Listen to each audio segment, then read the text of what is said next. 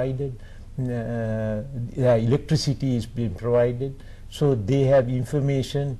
Every villager carries a mobile phone. Now I see the fishermen carrying a mobile phone. They know what is going to happen. So that is democracy. It's for all, not for one group. If you confine the democracy only to a few elite in a Colombo suburb or to a Galle suburb, then what will happen? We will have an unstable government.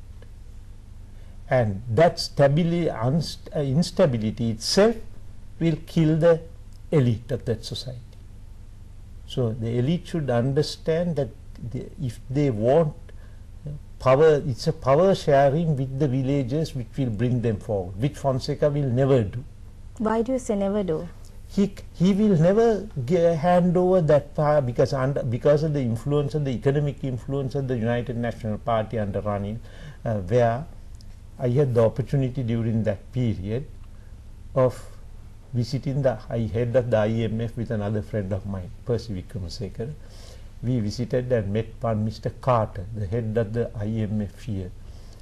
And then the reason why we met him was, he was telling us, don't grow paddy, grow zucchinis. United States can grow paddy or rice and sell rice to Asia, and Australia can sell rice to Asia. Why should you grow? You grow zucchinis and export it to Europe. And that is how the economy was being gradually changed. But now we see that rice, there is a big competition for rice lands down south. People are taking other people's lands even, and if they are uncultivated, they want to grow rice because they are getting money out of it. And soon we will see graduates and others going into paddy cultivation.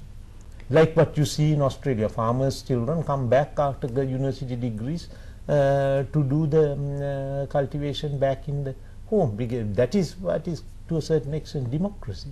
Right, and Mr. De Silva, we just have a time for like one more question. So I would like to ask you, now there is a lot of accusations actually now from the both sides about corruption and nepotism.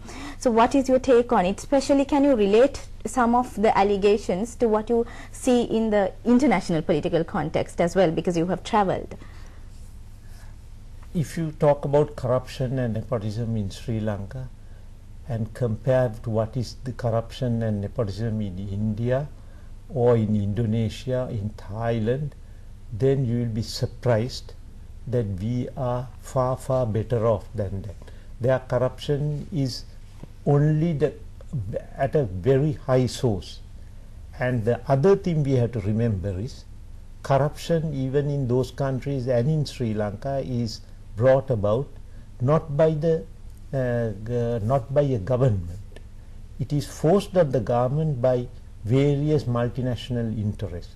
Corruption is very high in the private sector. They are the people who corrupt, even on aid projects to sell their aid. I know of embassies interfering, like in the supply of the Eastern Water Scheme in whole of the eastern areas during the time of the President Chandrika.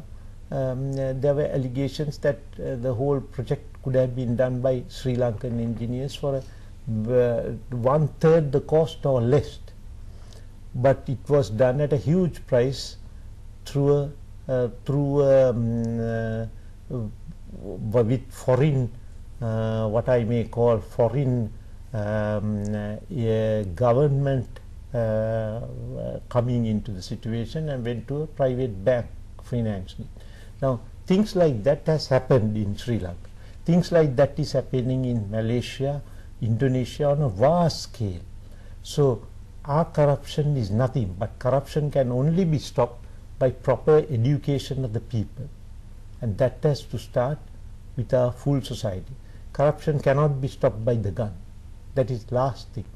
And I have seen in the public service corruption going down now because of the educated young graduates coming into those positions of powers at various Pradeshia Sabhas which I visit. I see the for my work, corruption is coming down because those educated people are not resorting to their powers to exploit the people. So what you're saying is corruption can be countered by good system of education and not by the gun. That's your main idea. And you also, just before the discussion, you mentioned that how rumors like corruption and nepotism is used for political campaigns. But I don't think we have time to touch on that. Do you want to very briefly say something? I think that is the excuse for all these things. But at the same time, I want to bring one interesting way why the TNA and other certain what I may call elite of our societies wanting Sarath, right? The main reason being that if they have destability down south, then they can divide the country. So that is the main issue we should be looking at.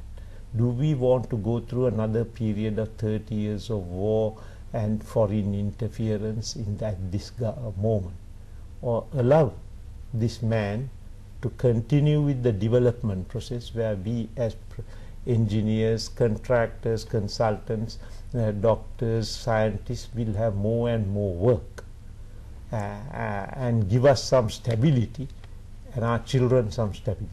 Okay, Mr. De Silva.